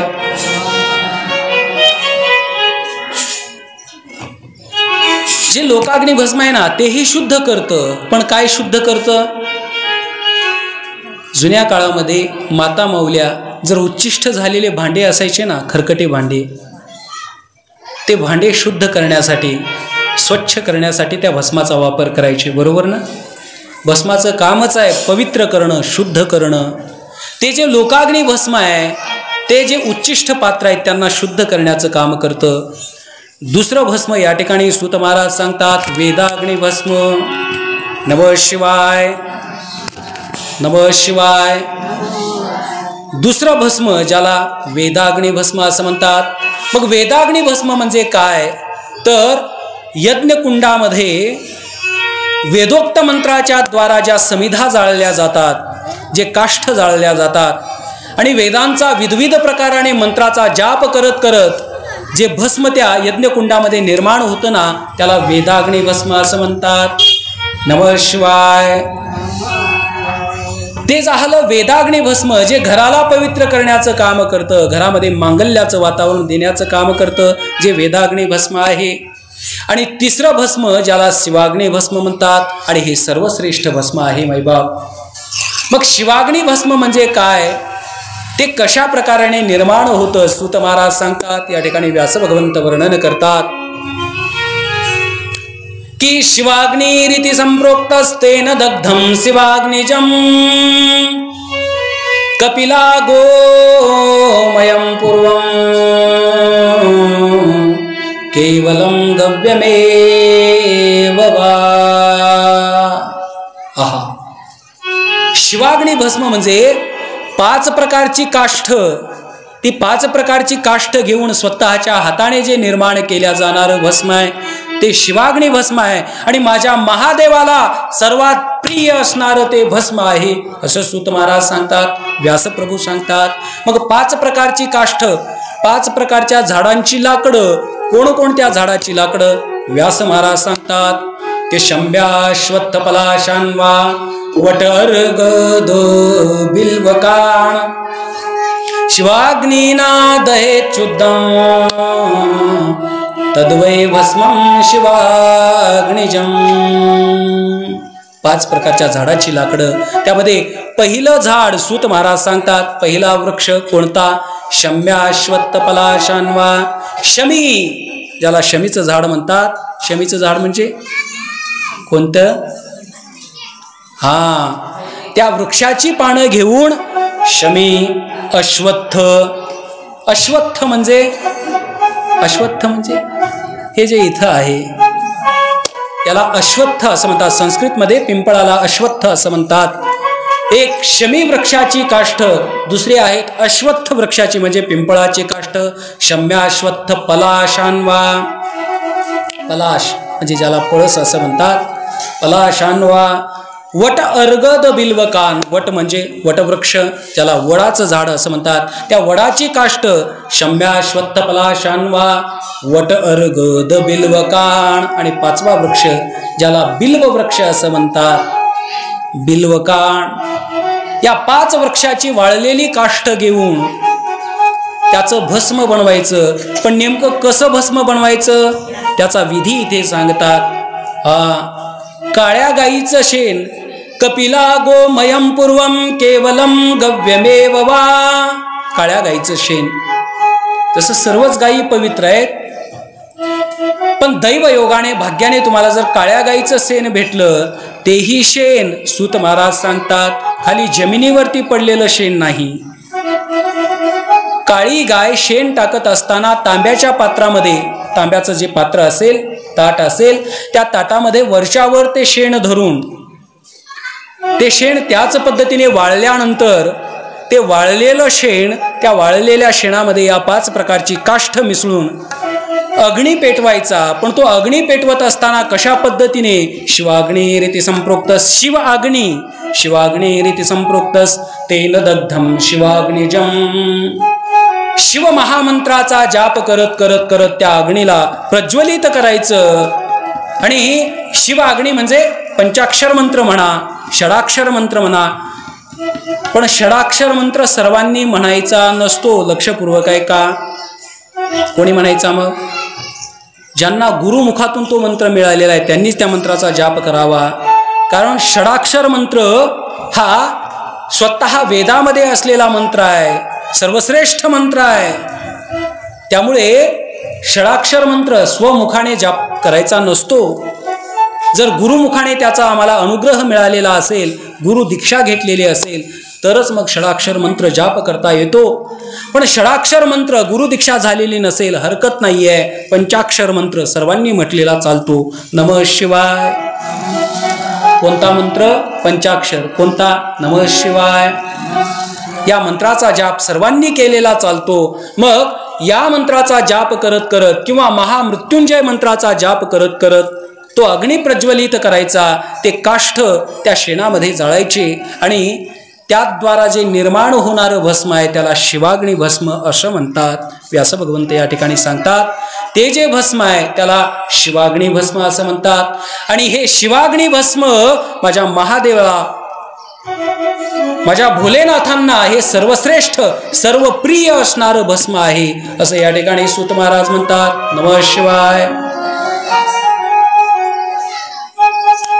हर हर महादेव शंभो काशी विश्वनाथ गंगे.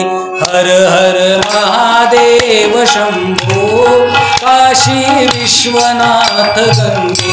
हर हर महादेव शंभो काशी विश्वनाथ गंगे. हर हर महादेव शंभो. बोला, सर्वांनी बोला. हर हर महादेव शंभो काशी विश्वनाथ गंगे. हर हर महादेव शंभो काशी विश्वनाथ गंगे. हर महादेव शंभो काशी विश्वनाथ गंगे. हर महादेव शंभो काशी विश्वनाथ गंगे. टाळी वाजून सर्वांनी हे महादेव.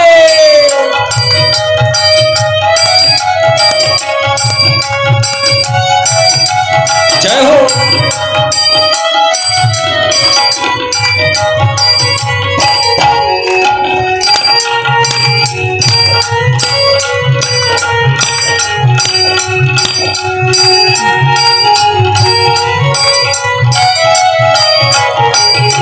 काशी विश्वनाथ गंगे, काशी विश्वनाथ गंगे, काशी विश्वनाथ गंगे, बोला सर्वांनी बोला बोला, विश्वनाथ गंगे, काशी विश्वनाथ गंगे, काशी विश्वनाथ गंगे, काशी विश्वनाथ गंगे, काशी विश्वनाथ गंगे, हर हर महादेव शंभो, काशी विश्वनाथ गंगे, हर हर महादेव शंभो, काशी विश्वनाथ गंगे, हर हर महादेव शंभो, काशी विश्वनाथ गंगे,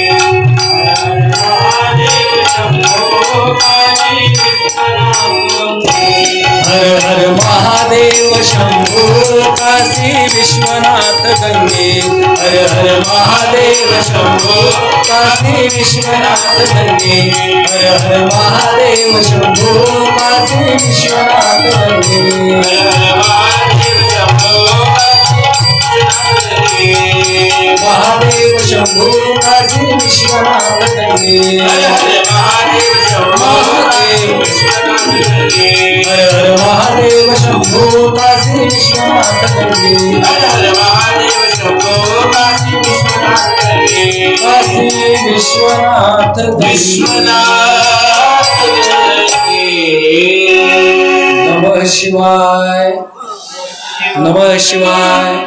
मग असं जे शिवाग्नी भस्म आहे, नमः शिवाय, मग असं जे शिवाग्नी भस्म आहे ते माझ्या महादेवाला सर्व प्रिय असणारं भस्म, सर्व भस्मामध्ये अतिशय प्रिय असणारं ते भस्म आहे. मग हे असं भस्म माझ्या महादेवाचं पूजन करून त्यांना ते भस्म समर्पित करावं आणि स्वतःही पूजनाच्या अगोदर ते धारण करावं असं सांगितलेलं आहे. का? कारण एखादा शिवभक्त विना भस्म, विना बिल्व आणि विना रुद्राक्ष जर पूजन करत असेल ना, प्रेम से सुनिएगा, थोड़ा सा ध्यान से सुनिएगा. कोई शिव भक्त शिव पूजा करते समय अगर इन 3 चीजों के अलावा अगर पूजा करता है तो वह उसकी पूजा संपन्न नहीं मानी जाएगी, वह पूजा पूरी नहीं होगी. 3 गोष्टी पूजेमध्ये असाव्याच लागतात. कोणकोणत्या गोष्टी? सूत महाराज सांगतात, विना भस्म त्रिपुंड्रेण, विना रुद्राक्ष मालया, बिल्वपत्रम विना नैव पूजयेत शंकरम बुधः. शिवभक्तांनी या 3 गोष्टीशिवाय शिवपूजन करू नये, कारण ती पूजा अपूर्ण आहे. कोणकोणती? 1. शरीरावरती भस्म धारण केलेलं असावं. दुसरी गोष्ट, शरीरावरती रुद्राक्ष असावं. आणि तिसरी गोष्ट, बिल्व. बिल्व माझ्या महादेवाला सर्वश्रेष्ठ प्रिय असणारं या 3ही गोष्टींच्या द्वारा पूजन करावं. मग ते भस्म कसं लावावं? भस्माचं चिंतन आम्ही ऐकलं, 3 प्रकारचं भस्म. मग ते भस्म ती विभूती कशा पद्धतीने धारण करावी? सूत महाराज सांगतात, एकतर स्वतःच्या हाताने ते भस्म धारण करावं शरीरावरती, किंवा गुरुच्या हाताने शरीरावरती भस्म धारण करावं असं म्हणतात. स्वहस्तात् गुरुहस्तात् वा शिवभक्तस्य लक्षणम् गुणानरुंद इति प्रोक्तो गुरुशब्दस्य विग्रह. ते भस्म एकतर स्वतःच्या हाताने लावावं किंवा गुरु हाताने मस्तकावरती धारण करावं. नमः शिवाय. मग कोणी कोणी भस्म लावावं? स्त्रीने लावावं, पुरुषांनी लावावं, लहान लेकरांनी लावावं, म्हाताऱ्यांनी लावावं. कोणी लावावं? नेमकं कोणी लावावं? कोणी लावावं? सूत महाराज सांगतात, ते भस्म कोणी जरी शरीरावरती धारण केलं तरी ते चालतं, कारण भस्म पवित्र करणारं भस्म आहे, शुद्ध करणारं ते भस्म आहे. स्त्रीने लावा, पुरुषाने लावा, सकाळी लावा, दुपारी लावा किंवा रात्री लावा, केव्हाही भस्म लावलं तरी चालतं असं सूत महाराज म्हणतात. स्वहस्तात् गुरुहस्तात् वा, किंवा स्त्रीने लावा. दिवा वा यदि वा रात्रो नारी वाथ नरोपि वा.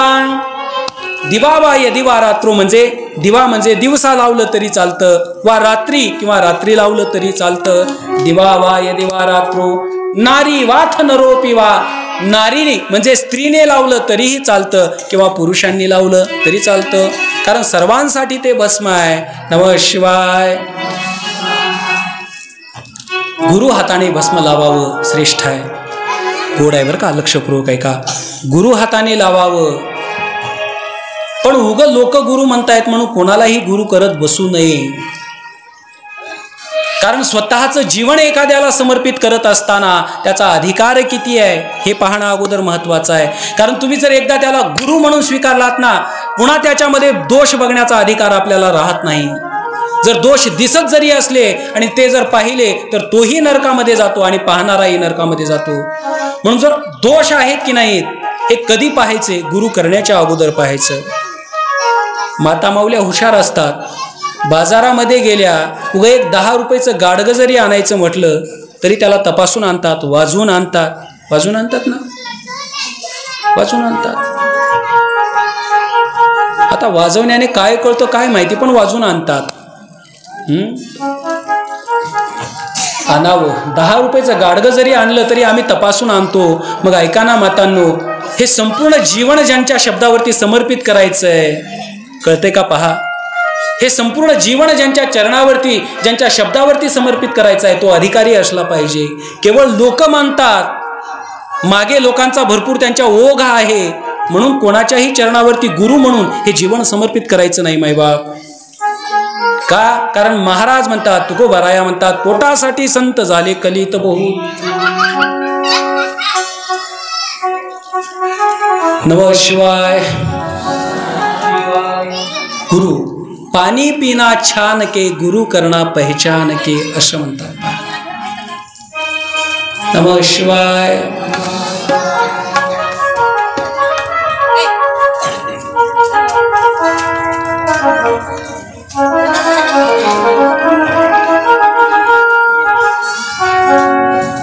नमः शिवाय. नमः शिवाय.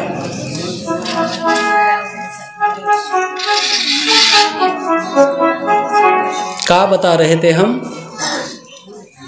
हाँ, जीवन में गुरु. इथं स्वतः व्यास भगवंत सांगतात, गुरु हाताने तुम्ही स्पर्श करून घेताय, भस्म लावून घेताय, पण कोणालाही गुरु म्हणून नका हे करू. जर अनधिकारी असेल, भस्म लावण्याच्याच निमित्ताने शरीराला स्पर्श करत असेल आणि जर अधिकार नसेल, दोघांचेही पतन होण्याचा धोका आहे. त्यामुळे गुरु अधिकारी असावा. कसा गुरु असावा? एका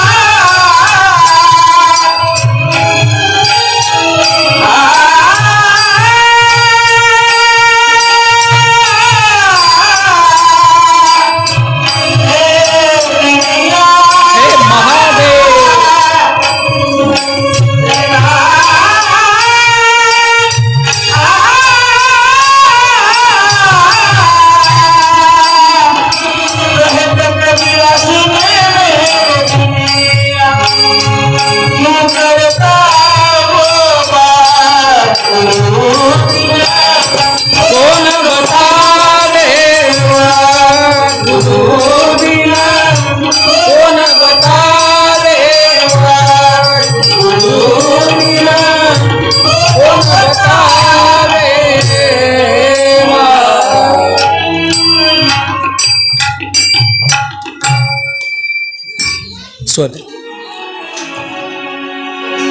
नमः शिवाय. गुरुशिवाय कोण मार्ग दाखवणार आहे? पण गुरु ओळखूनच केला पाहिजे, परीक्षा करूनच गुरु केला पाहिजे. त्या जुन्या ज्या माता माऊली आहेत ना, पूर्वी घरामध्ये दळायच्या आहे ना, जात्यावरती दळायच्या. त्या दळत असताना जे खुंट आहे ना, खुंट एकदा ठोकल्यानंतर, जो खुट्टा आहे तो खुट्टा ठोकल्यानंतर शहाणी जर माय असेल ना, ती लगेच दळायला सुरू करत नव्हती. एकदा खुंट आणल्यानंतर त्याला हलवून पाहायची गच्च बसलेला आहे की नाही, आणि मगच पुन्हा मग दळायला सुरुवात करायची. आत्ताच्या नवीन पुरीला दळायला लावा, तोंड फोडून घेईल ती.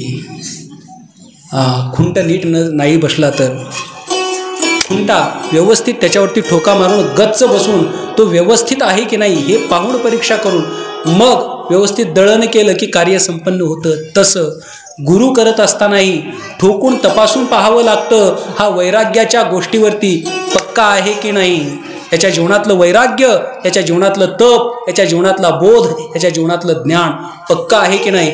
एकदा पक्का आहे हे कळालं की मग जीवन समर्पित करा. नक्की त्यांचाही उद्धार आहे, आपलाही उद्धार आहे आणि शिवचरणापर्यंत जाण्याचा मार्ग अगदी मोकळा आहे. गुरुचं काम काय असतं मायबाप? शिष्याचा हात धरायचा आणि देवाच्या हातामध्ये नेऊन द्यायचा, हे काम गुरुचं आहे. सोपं उदाहरण सांगेन. ब्राह्मणाचं काम काय आहे? ब्राह्मणाचं काम काय आहे? लग्नामध्ये नवरीचा हात घ्यायचा, नवऱ्याच्या हातामध्ये द्यायचं, हे काम ब्राह्मणाचं आहे. बरोबर ना? ब्राह्मण देवतेचा आहे. पण ब्राह्मणांनी जर नवरीचा हात घेतला आणि पुढे हात न देता तो तसाच हातामध्ये धरून ठेवला तर चालेल का? नाही चालत. उदाहरण तेच आहे. गुरु म्हणून आम्ही जर एखाद्याच्या चरणावरती शरणागती पत्करलेली असेल, तो भगवंताच्या चरणाकडे न घेऊन जाता केवळ संसारिक वासनेमध्ये जर गुंतवून ठेवत असेल, त्याच्या मनातली जी स्वार्थ आहे तो स्वार्थच पूर्ण करण्यामध्ये तो जर गुंतून पडलेला असेल, तर डोळे झाकून समजून घ्या, त्याने आपला हात देवाकडे पुढे सरकवलेलाच नाही आहे. तो आपला हात त्याने इथेच अडवून धरलेला आहे. नमः शिवाय. म्हणून गुरु कसा करावा? सूत महाराज या ठिकाणी सांगतात, गुणानुरुंदयती प्रोक्तो गुरु शब्दश विग्रह. आणि अशा गुरुच्या हाताने जर भस्म लावलं ना, तर ते भस्म जीवनाला शुद्ध करणार आहे, विचारांना शुद्ध करणार आहे. माझ्या महादेवाला ते आवडतं असणारं भस्म. किती आवडतं आहे मायबाप? जर माझ्या महादेवाला भस्म समर्पित करून त्यांचं पूजन केलं तर माझा देव किती प्रसन्न होतो. गोड असा एक प्रसंग सांगेन, लेकिन सभी को बोलना पड़ेगा. नमः शिवाय. सभी जन प्रेम से बोलिएगा नमः शिवाय. भस्म समर्पित करण्याचं, भस्म वाहण्याचं काय फळ मिळतं मायबा? गोड प्रसंग आहे. अशीच कथा चाललेली आणि त्या कथेमध्ये कथा व्यासजींनी भस्माचं महात्म्य सांगितलं. जुना काळ, एक पारधी त्या कथेच्या जवळून चाललेला शिकारी, कथेच्या जवळून चाललेला तो पारधी जाता जाता त्याच्या कानावरती शब्द पडला, अरे मनुष्य जन्माला आलेलो आहोत, निदान एवढा तरी नियम घ्या की माझ्या महादेवाला भस्म समर्पित करून मगच जीवनातील पुढील कार्य करा. त्या पारध्याने विचार केला, माझ्या जीवनामध्ये पाप तर एवढा आहे, दररोज पशुपक्ष्यांना ठार मारतोय, पण निदान एवढा तरी नियम घ्यावा. बस दररोजचा त्याने नियमच ठरवला. स्नान झालं की अगोदर माझ्या महादेवाला ते भस्म समर्पित करायचं आणि मग जीवनभर पुन्हा दिवसभर किती पाप करायचे ती करत राहायची.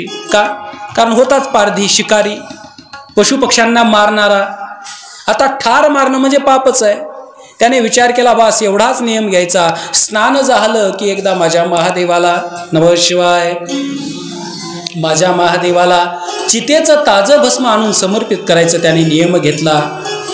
ते अनुष्ठान त्याने करता करता करता करता करता मायबाप जीवनातली अनेक वर्ष निघून गेली. 5 वर्ष, 10 वर्ष, पूर्ण एक तप संपन्न झालं. एक तप होऊन गेलं. 12 वर्ष पूर्ण झाली तरी त्याचं ते अनुष्ठान तसंच सुरू आहे. अनुष्ठान करता करता करता एकदा पार्वती मातेने सहज कैलासामध्ये महादेवाला म्हटलं, हे प्रभू, हे नाथ, यह आपका जो भक्त है ना, बड़ा अनुगत है, बड़ा श्रद्धावनित है, उसके जीवन में आपके चरणों में बड़ी श्रद्धा है प्रभु. महादेवांनी गालामध्ये हसले आणि सांगितलं, देवी, मला आता एकदा याची श्रद्धा तपासून पाहायची आहे, हा किती माझ्या चरणावरती निष्ठावान आहे, एकदा मला तपासून पाहायचं आहे. आता महादेवांनी ठरवलं म्हटल्यानंतर काय महाराज, आता त्या पारध्याचा नियम होता, दररोजचं जायचं, कुठूनही चितेचं ताजं भस्म म्हणजे ताजी जाळलेली चिता ते भस्म आणायचं आणि महादेवाला समर्पित करून मगच मुखामध्ये पाण्याचा थेंब किंवा अन्नाचा कण, जेवणाचा घास घालायचा. दिवस उजाडला, स्नान झालेलं आहे, चितेचं भस्म शोधण्यासाठी तो पारधी निघाला. पण परीक्षा कोणी घ्यायची ठरवली होती? मेरे भोलेने, माझ्या भोलेनाथांनी परीक्षा घ्यायची ठरवली होती. चितेचं भस्म शोधता शोधता एका गावामध्ये गेला. अशी काही बरीच ठिकाणं आहेत मायबाप, बरीच गावं आहेत जिथे अखंड चिता जळत राहते, अखंड चिता जळते. काशी में आप कभी भी चले जाओ, दिन में चले जाओ, रात में चले जाओ, चाहे बारिश के मौसम में चले जाओ, हिवाळ्यात जा, उन्हाळ्यात जा, पावसाळ्यात जा, अखंड चिता तिथे जळत राहते. नमः शिवाय. काशी स्मशानभूमी आहे असं म्हणतात, स्मशानभूमी आहे काशी. आता त्या पारध्याचा नियम होता, दररोज ताजं चितेचं भस्म आणायचं आणि महादेवाला समर्पित करायचं. चितेचं भस्म शोधण्यासाठी निघालेला आहे. एका गावामध्ये गेला, पण महादेवांनी लीला केलेली होती. रात्रीमध्येच पाऊस पाडलेला, संपूर्ण भस्म जे होतं त्या स्मशानातलं ते वाहून गेलेलं होतं. त्या गावामध्ये गेला, तिथे भस्म मिळालं नाही. दुसऱ्या गावात, तिसऱ्या गावात, चौथ्या, असं करता करता संपूर्ण दिवसभर फिरला, पण भस्म नाही मिळालं. उदास झाला, बारीक तोंड केलेला.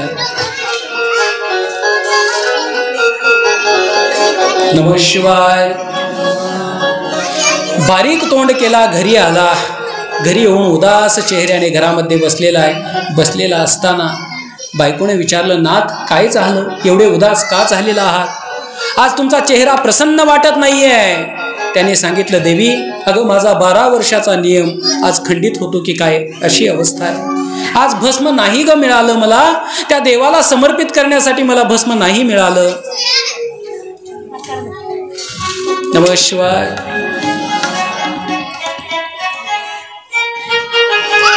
ती त्याची जी बायको होती तिने म्हटलं, हे स्वामी ठीक आहे, भस्म नाही मिळालं काही हरकत नाही, एक काम करा, उद्या जा, भस्म आणा आणि उद्या 2 वेळेला वाहा, आजचं आणि उद्याचं. उद्या एकदा दोन वेळेला वाहा आणि उद्या तुमचा नियम पूर्ण करा. पण आता तरी जेवण करा, जेवण करा, आता तरी जेवण करा.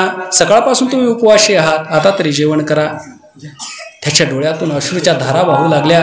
तो म्हटला, देवी नाही, माझा नियम आहे, जोपर्यंत महादेवाला भस्म वाहणार नाही तोपर्यंत मी मुखामध्ये पाण्याचा थेंबही टाकणार नाही किंवा अन्नाचा एक घासही घालणार नाहीये. आज नाही मिळालं म्हणून काय झालं देवी, मी उद्या शोधेन, उद्या जाईन. आज इकडली गावं पाहिली, उद्या इकडल्या बाजूला जाऊन पाहीन, कुठेतरी मला भस्म मिळेलच. दुसरा दिवस उजाडला, स्नान केलेलं आहे, महादेवांचं चिंतन करत करत करत निघालेलं आहे. अनेक गावं फिरली, पण त्याही दिवशी भस्म मिळालं नाही. परीक्षाच घेणारे महादेव होते. महादेवांनी लीलाच करायची ठरवलेली होती. दुसऱ्या दिवशीही भस्म मिळालं नाही. दुसरा दिवस गेला, तिसरा दिवस गेला. उदास होऊन घरामध्ये बसलेला आहे. रडून रडून डोळ्यातले अश्रूचे थेंब देखील सुकून गेलेले आहेत. माझा नियम खंडित झाला. 3 दिवस झाले मी माझ्या महादेवाला, माझ्या भोलेला, माझ्या प्रभूला मी भस्म वाहू शकलेलो नाहीये. उदास होऊन बसलेला. त्या बायकोने सांगितलं, मालक तुम्ही 3 दिवस झालं उपवासी आहात, थोडंसं जेवण करा. शरीरामध्ये जेवण गेल्याशिवाय कसं प्राण टिकून राहील, तुम्ही जेवण करा. भस्म मिळेल, आज ना उद्या मिळेल, पण जेवण करा.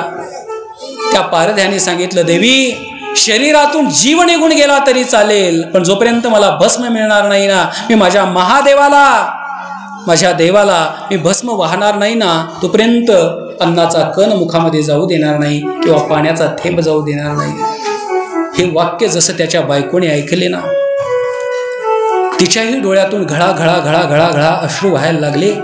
तिने विचार केला, आजपर्यंत मी ज्याला सामान्य शिकारी समजत होते, सामान्य जंगलामध्ये जाऊन पशुपक्ष्यांना मारणारा समजत होते, तो माझा पती किती श्रेष्ठ अधिकाराचा आहे, तो किती मोठा भगवंताचा भक्त आहे, माझ्या भोलेनाथांचा तो किती मोठा भक्त आहे हा विचार करून तिच्याही मनामध्ये भाव जागा झाला. मी धन्य आहे की अशा एका शिवभक्ताची मी पत्नी आहे, अशा भगवंताच्या भक्ताची मी बायको आहे. खरोखर मी काहीतरी पुण्य केलेलं आहे म्हणून यांची पत्नी मी झालेली आहे. नमः शिवाय.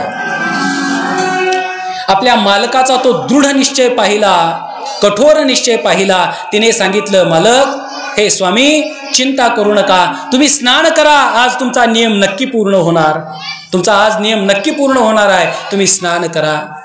त्याने सांगितलं, देवी अगं भस्मच मिळालं नाही तर नियम कुठून पूर्ण होणार आहे? ताजं चितेचं भस्म मला मिळालंच नाही, ताजी राख मिळालेली नाही चितेची, तर माझा नियम कुठला पूर्ण होणार आहे?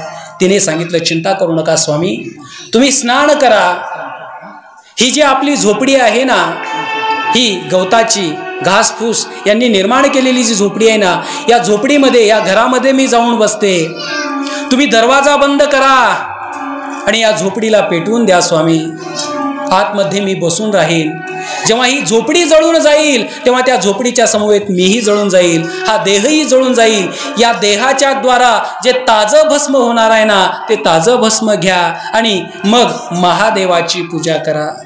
आहा, हे वाक्य ऐकलं त्यालाही वाटलं आज माझ्या देवाचा नियम पूर्ण होणार, मी माझ्या देवाला आज भस्म वाहणार. त्यालाही आनंद झाला. मायबाप स्नान केलं, पत्नीला त्या पर्णकुटीमध्ये त्या झोपडीमध्ये कोंडवलेला आहे, झोपडी पेटवून दिली. धू धू धू धू धू धू धू करून ती झोपडी जळून जातीये. इकडे ते ताजं चितेचं भस्म घेतलं, आनंदाने महादेवाची पूजा करत असताना भगवंताचं पूजन झालेलं आहे. तेवढ्याच प्रेमानं ते चितेचं भस्म महादेवाला समर्पित करत असताना भस्म आरती करतोय. ओम जय शिव ओंकारा प्रभु हर शिव ओंकारा. त्याची ती आरती चालत असताना आरती पुढे करतोय भस्म आरती, पण पाठीमागून कोणीतरी टाळी वाजवतोय. त्या टाळीचा शब्द त्याच्या कानावरती पडला. टाळी वाजवता वाजवता त्या टाळीच्या सोबत बांगड्यांचाही आवाज येतोय. कोणीतरी हातामध्ये काकणं घातलेलं आहे आणि त्या बांगड्यांचाही आवाज येतोय. त्याने आरती पूर्ण केली. आरती पूर्ण केल्यानंतर पाठीमागे पाहिलं तर त्याची पत्नी बायको उभा होती. त्याने आश्चर्याने विचारलं, देवी अगं तुला तर मी पेटवून दिलेलं होतं ना, तुझी राख घेऊन तर मी माझ्या महादेवाची पूजा केली ना, मग तू आता इथे जिवंत कशी? त्या बायकोने सांगितलं, स्वामी हे नाथ, मला तुम्ही ज्या महादेवासाठी जाळून टाकलत ना, त्याच महादेवांनी मला तुमच्यासाठी पुन्हा जिवंत केलेलं आहे. त्यांच्या सेवेसाठी तुम्ही मला भस्म केलेलं होतं, पण त्या महादेवांनी तुमच्या सेवेसाठी मला पुन्हा जिवंत केलेलं आहे. ऐका ना माईबाप, ऐका. हे ऐकून केदारपूरकर मंडळी, कोणी असं ठरवू नका महादेवासाठी त्याने जाळून टाकलं होतं मग आपल्याला काय हरकत आहे. ऐका, त्याने जाळून टाकलं त्याच्यासाठी महादेव आले. तुम्ही जर जाळून टाकलात महादेव येणार नाहीत, पण पोलिसाची गाडी आल्याशिवाय राहणार नाहीये. नमः शिवाय. का? कारण त्याच्या जीवनातला अनेक वर्षाचा नियम, निष्ठेचा नियम होता. आपली एवढी निष्ठा नाहीये. नमः शिवाय. या ठिकाणी भस्माचं महात्म्य सांगितलं. सांगून झाल्यानंतर सुरुवातीला एक कथा सांगायची मी टाळून गेलेलो होतो. ती कथा याच्यासाठी टाळलेली होती की स्वतः महादेव या ठिकाणी येतील आणि भगवान विष्णू आणि ब्रह्मदेव त्यांचं पूजन करतील. ही कथा जी काल आपण लिंग प्राकट्यामध्ये कथा सांगणार होतो ती राहिलेली होती. आता स्वतः महादेवांचं रूप या ठिकाणी येणार आहे. आयोजकांनी सुंदर अशी खुर्ची इथे ठेवायची आहे. देवाचे पाय धुण्यासाठी, माझ्या महादेवाचे पाय धुण्यासाठी ताट, तांब्या, पाणी सर्व घेऊन यायचे आहे. गंध, पुष्प, अक्षदा चला घेऊन या. भजन म्हणा एक सुंदर. अरे भोले शंकर महादेवा, चला घेऊन या. शंकर महादेवा, भोले शंकर महादेवा, शंकर महादेवा. हे भोले शंकर, जय हो. प्रभु का आगमन यहाँ पर हो रहा है. महादेवांचं आगमन या ठिकाणी. मधून वाट ठेवा, मधून वाट ठेवा. देवाला येण्यासाठी वाट ठेवा मधून. भोले शंकर महादेवा मधून वाट ठेवा येण्यासाठी देवाला. कर महादेवा भोले शंकर महादेवा जय हो प्रभु का आगमन यहाँ पर हो रहा है. हे भोले शंकर महादेवा शिव शंकर महादेवा.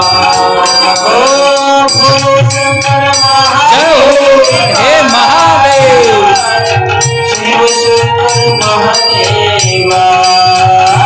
हे भोले शंकर महादेवा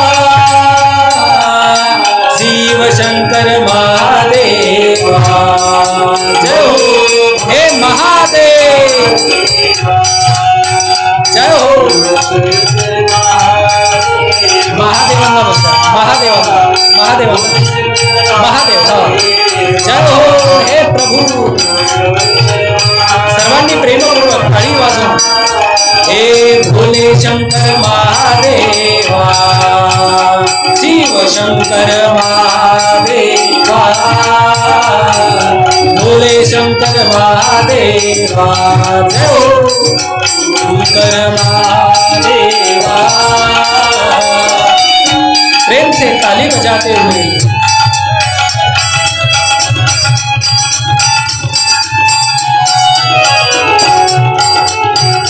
हे महादेव.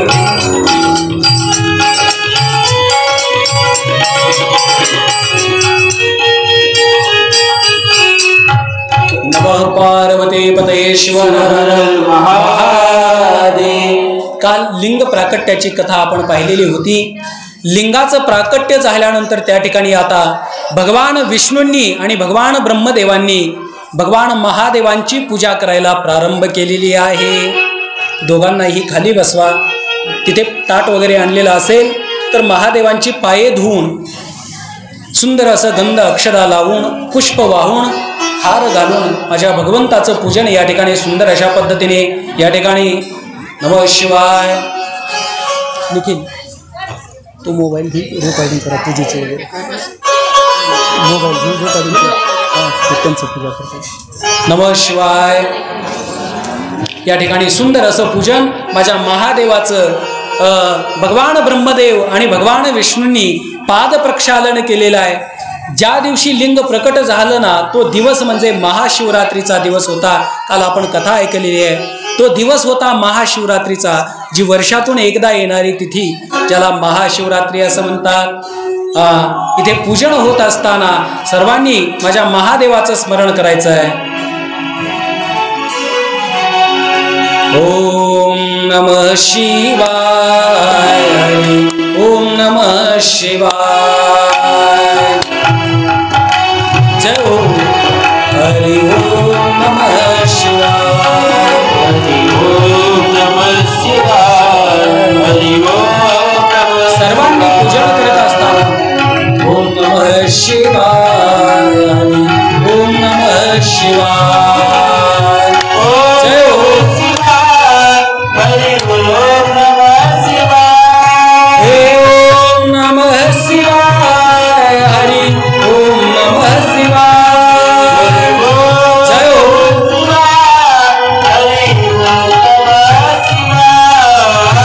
ओम नमः शिवाय. हरि ओम नमः शिवाय. हे महा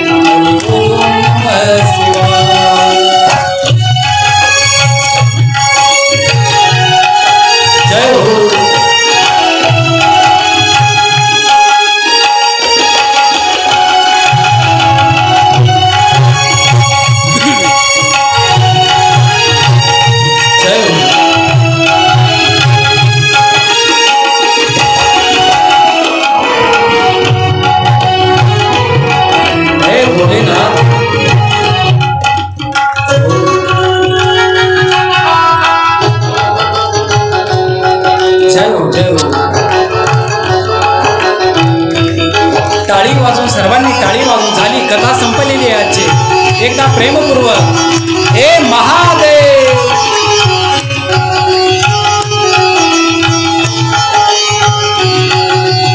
ओम नमः शिवाय हरि ओम नमः शिवाय हे ओम नमः शिवाय हरि ओम नमः शिवाय ओम नमः शिवाय हरि ओम नमः शिवाय ओम नमः शिवाय हरि ओम नमः शिवाय ओम नमः शिवाय हरि ओम नमः शिवाय ओम नमः शिवाय हरि ओम नमः शिवाय ओम नमः शिवाय हरि ओम नमः शिवाय